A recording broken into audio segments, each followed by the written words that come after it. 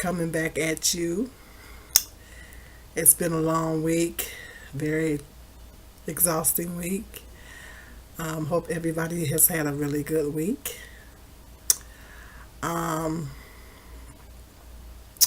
right now, I'm just really upset right now. I'm really upset by the recent, um, well, there was two recent police shootings of black men.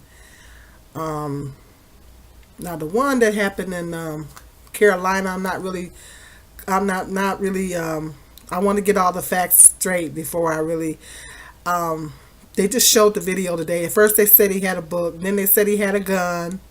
Now they're showing the video of his wife saying to tell the cops, pleading to the cops to not shoot him. So I don't really have all the facts on that one right now. But the one that happened in um, Utah. I think it was Utah. Terrence Crutcher, the black gentleman that was stopped. He had was having some car issues, and the police decided to treat him like a criminal. And he had his hands up, and everybody's saying, "Well, why was he walking away?" That one is really disturbing to me. I'm just really, really, really disturbed by that one. First of all, the first thing that I'm really upset about is why are you treating someone that has car problems, someone that's having issues with their car, clearly having issues with their car? I thought it was the police's responsibility to offer assistance to a person that's broke down in the road. I remember a few years back, I was working at the Meyer store. I always tell you guys about the Meyer store that I worked at. And I used to work the 6 to 12 shift. And it was like the middle of winter. I was getting off work, and it was like midnight, after midnight, and I was getting off work, and I was driving one of my vans. I had three vans, and I was driving one of my vans, and I was on my way home, and the van just stalled. Now, at that time, I didn't have a cell phone, but I had my mechanic's phone number on me. You know, I, by the grace of God, I had his phone number on me, and this cop. It was by the grace of God that this cop happened to be passing through, because the van just stopped. It just stopped right in the middle of the road. And it was just by the grace of God that a cop just happened to be passing by, and he stopped. He asked me what the problem was. And I told him, I explained to him that my car was down. And this was dead in the middle of the night, after midnight, in the dead middle of winter. And he let me use his phone to call my mechanic. Or I think he called my mechanic for me or whatever. And my mechanic proceeded to come and offer me some assistance at that point. So it was by the grace of God that the officer happened to be driving through when my van stalled. And I didn't have a cell phone on me at that time. I just didn't have one on me. I think my phone was cut off, or I don't know what the situation was, but I didn't have no cell phone on me at the time. But I had my mechanic's number, thank God. And he called my mechanic for me, and my mechanic came right on out. So that's what, in my mind, that's what a police officer is supposed to do. If you are stranded in the middle of the road, they are supposed to offer assistance to you. If you clearly state the problem, and they see that you're having a problem with your vehicle, if they can't offer you assistance, then they're helping you to make phone calls or to stay with you until help arrives. Because this was in the middle of the night. This was in the middle of the night and dead winter. It was cold out there and everything. And my van just stopped in the middle of the road.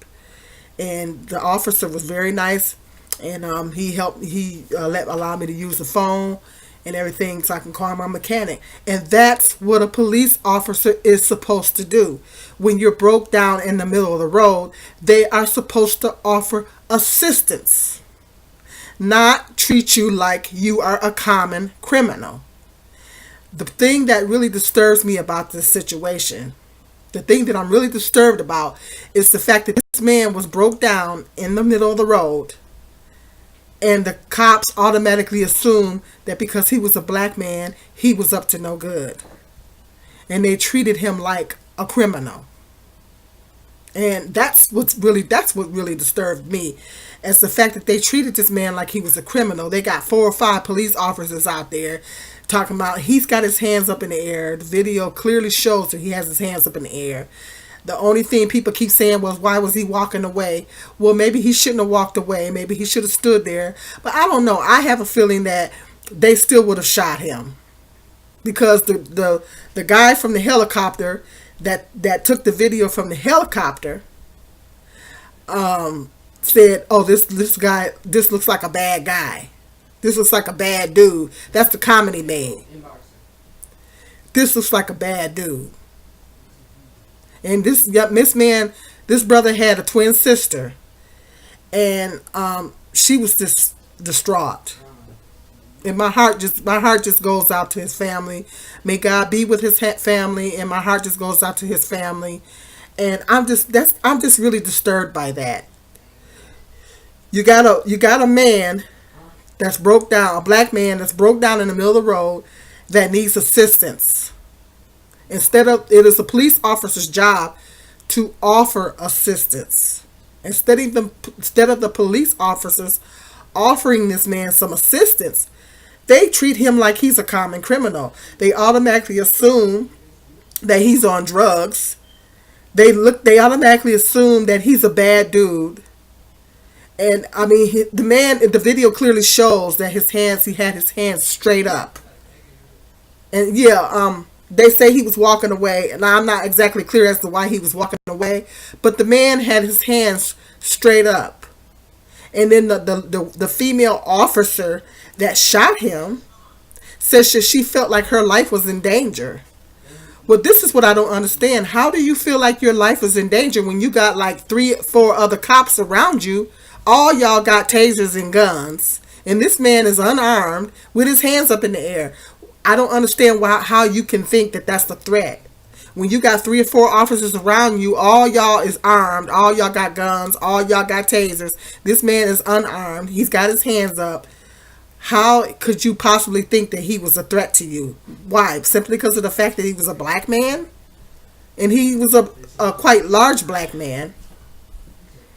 But this is just ridiculous. Since when does being stranded in the road equate to being a criminal? This is what I'm really appalled about. This is what I'm really upset about. Is that this man is down in the road. His car is down in the road. You officers should be offering some assistance to this man, not treating him like he's a criminal. Not automatically assuming that just because he's a black man, he's up to no good.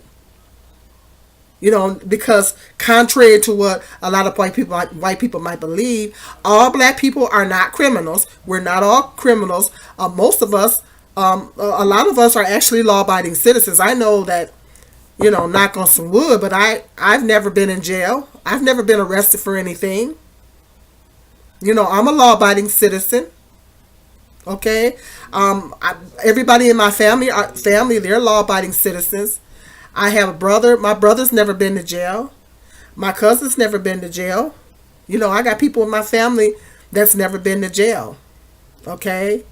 So I know a lot of black people that are law-abiding citizens. They've never been to jail. They've never been arrested. They've never been in trouble. So, contrary to what a lot of white people believe, that there is a lot of black people that are actually not criminals, and they're actually law-abiding citizens. They said that this black man, was going to college, and he was a minister. And they treated him like he was a criminal. They treated him like, because his car was down on the road in need of assistance, they treated him like he was a criminal. And I have a serious problem with that. I'm outraged by that. That's what's really disturbing to me. That's what's really disturbing to me, that they treated this man like they automatically assumed because he was a large black man that he was a threat. That, oh, he got to be up to no good. Why is he in the middle of the road? Well, he's stranded in the middle of the road, and it's your job as a police officer to offer assistance to the man. That's what I say across the board, nationwide.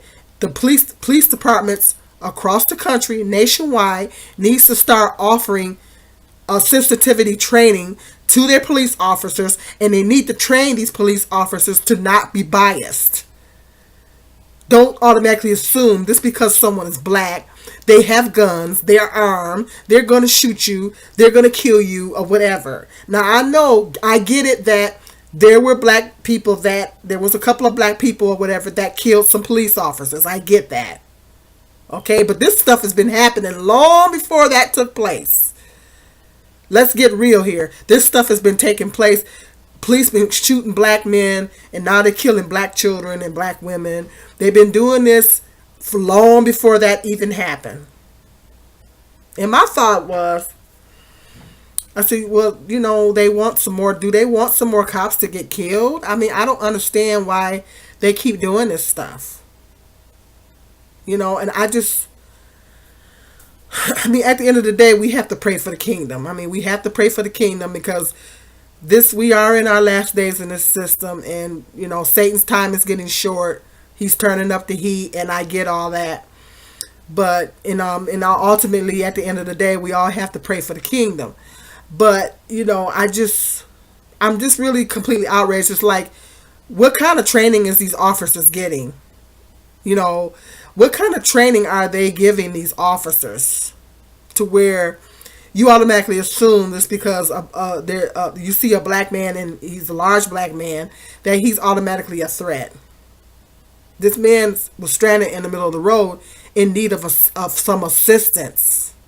And that's what they should have offered him, is assistance, not treating him like he's some kind of a criminal. Telling him to get his hands up and all this kind of stuff. His hands was up. His hands was up. They treated him, now, people saying, well, he should have been walking away. Like I said, I'm not clear as to why he was walking away. But something tells me that he would have been shot anyway, no matter what. If he had stood there with his hands up, they still would have shot him. Maybe he was afraid. That's why he was walking away. I don't know.